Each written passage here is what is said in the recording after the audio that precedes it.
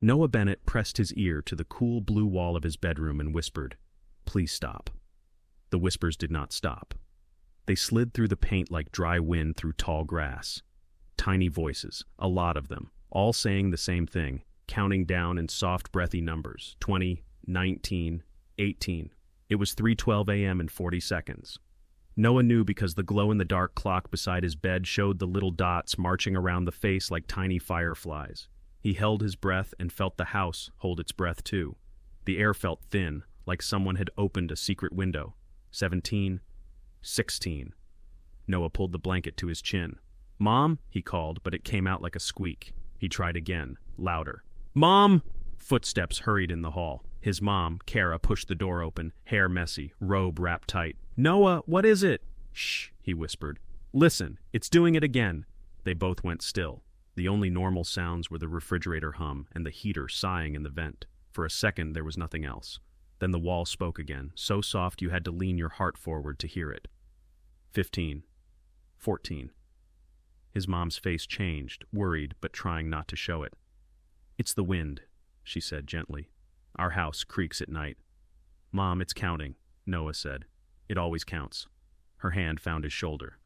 "It's okay. I'm here." 13. 12. Noah slid his feet to the floor. The voices were behind the wall by the old floor vent, where the paint bubbled a little from years of sunshine. He pressed his palm to the spot. It felt cool and alive, like a small animal breathing under a blanket. He looked at his clock. 3:12:49. 11. 10. "Mom," he said, and now his voice sounded like it belonged to a much smaller kid. "When it gets to 0, something happens." "What happens?" she asked. He swallowed. "Something bad." 9.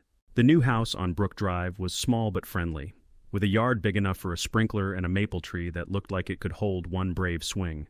He loved his room because the afternoon sun made a bright square on the carpet where he could sit and read. The first time he heard the voices, it was not at night. It was exactly 3:13 in the afternoon. He knew because the kitchen microwave beeped the time as Mom heated leftover pizza. Noah sat on the floor, tracing a maze in his book with a pencil. He heard something like a whisper hiding behind a whisper. He put the pencil down and listened harder. 3, 2, 1. Then the microwave beeped the end of its heating, and the power went off in the whole house with a soft thump. Everything fell quiet. Mom laughed a little. "Blown fuse," she said. "I'll flip it." Dad reset the breaker and the lights came back. Noah thought about the whisper and the numbers and decided it was the microwave talking to itself. He didn't tell anyone. 2 days later at 3:13, the bathroom faucet turned itself on, a thin trickle. Mom blamed the old handle. Dad got a wrench and tightened it. Noah stared at the wall and whispered, "Is that you?" He felt silly, but the paint felt cooler under his fingertips than the air around it, which seemed backwards. On Friday, his class went to the library. Mrs. Joy, the librarian, had a clock shaped like a black cat. Its eyes went back and forth. At 3:13, the eyes froze. The room felt like it held its breath for one full second. Then the big window shades rolled down by themselves with a rattly sound. The kids squealed and laughed, and Mrs. Joy said, "Well now, that's new." The clock eyes went back to swinging. Noah pressed his palm to the library wall because habits start fast. It felt normal. He exhaled and told himself he was just being weird. On Saturday, his neighbor, Mr. Howard, mowed his LL. That evening, Dad made spaghetti and told a boring joke that made Mom laugh anyway. Noah's chest felt warm with the sound. It was the kind of night that makes a house feel like it knows your name. At 3:10 a.m., Noah woke up without knowing why. The room felt thinner, like a balloon 3 days after a birthday.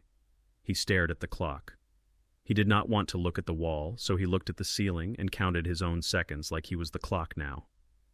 When he reached 3 minutes, the whispers began, sliding out from the paint like frost. 20, 19. Noah stood. He didn't run to his parents yet. He wanted to be brave for 1 minute, just one, the way book heroes are. He whispered, "What are you?" 18. He said, "Please don't." 17. He said, "What happens at 0?" 16. He couldn't help it. He ran to get Mom. You know what happened next. The counting, the cold, Dad with the flashlight, the hiss, the water roaring up from the basement like a river that had lost its road. Everything bright and loud and wrong.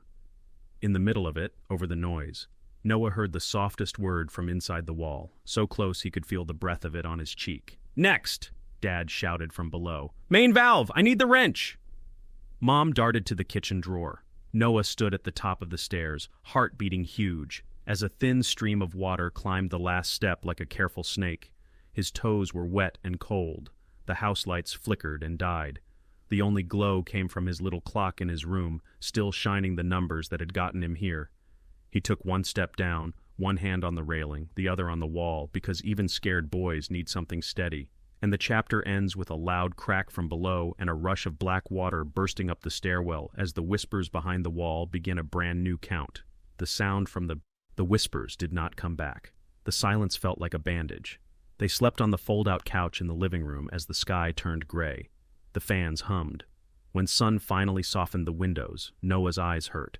He thought of school and the spelling test and how sleepy he would be. He thought of the word the wall had said after 0. Next. The plumber came with a toolbox and kind eyes. "You poor folks," he said, squatting by the basement door. "I'll make it right." He showed Dad the broken joint when he took it out. "See that crack? That's weeks of stress. One big surge and snap." He did not say the word 313. He did not have to. Dad nodded and learned the part names like it would help. It helped a little. By noon, the water was gone. The basement smelled like pennies and wet cardboard. "Let's let it dry," Dad said. "I'll get a dehumidifier." Mom made toast and eggs and put a sticker on Noah's mug like she did when days were hard. It said, "You are brave," in glitter letters. Noah liked the weight of the mug in his hands. It felt steady. The low part of the day lasted until dinner. They were tired in the small way and in the big way. They spoke gently. They made lists. Dad wrote "call insurance" in block letters. Mom wrote "buy new towels." Noah drew a little map of the basement like a treasure hunt and marked the valve with a star. When he went to his room to change socks, he put his palm on the blue wall. It felt normal. He let out a breath he did not know he was saving. "Do you want to sleep in the living room again?" Mom asked at bedtime. "I'm okay," he said. His voice sounded brave. He decided to keep sounding that way, even if it was pretend. "But can you leave the hall light on a little?" "Of course," she said, kissing his hair. "Yell if you need me." Noah lay on his side, blanket up to his chin, facing the wall. He set his clock where he could read it with O. The counting made the minutes heavy. Every number felt like a step on old stairs. Mom squeezed Noah's hand twice, their secret squeeze since he was little. "I'm here." They moved to the kitchen because it was the middle of the house, and the middle felt safer than the edge. The stove sat quiet. The red dot on the coffee maker blinked the wrong time because of last night's power cut. The fridge hummed its steady song. 11, 10. Dad took his phone out and started a voice memo. "Brook Drive, 313, he said in a whisper. "Documenting." He held it toward the wall like a tiny microphone at a concert no one wanted to attend. 9. Noah felt the cool again, this time under the kitchen window where the paint had a small hairline crack from long ago winter. He pressed his fingers there and felt air slip by. He pulled his hand back like the paint was a mouth. 8, 7. "Do we call someone?" Mom asked. "Who?" Dad said softly. "What do we say?" 6. The refrigerator clicked off mid-hum. The kitchen went very still. The fan noise from the basement seemed farther away, like it had been moved down a hall that didn't exist. 5. Noah heard something that wasn't in the kitchen. It was outside, it was small and sharp, and it happened twice. Tap, tap.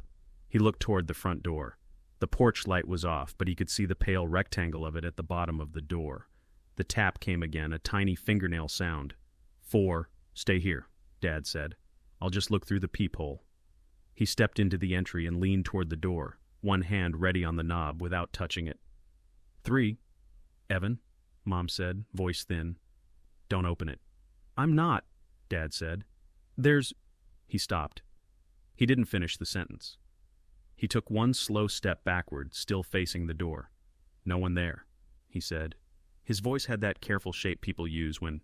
Noah glanced back at his room. The blue wall looked soft in the dark, the same way a face looks when someone is sleeping. He felt the smallest tickle in his ear, a whisper soft as a breath under a blanket. "Next," said the wall, small and sure. Dad squeezed the extinguisher handle. White powder burst across the stove in a cold cloud. And the chapter ends with the kitchen lights blowing out and the burner's blue flame crawling sideways under the stove, as the voices behind the wall start a brand new count at 3:13.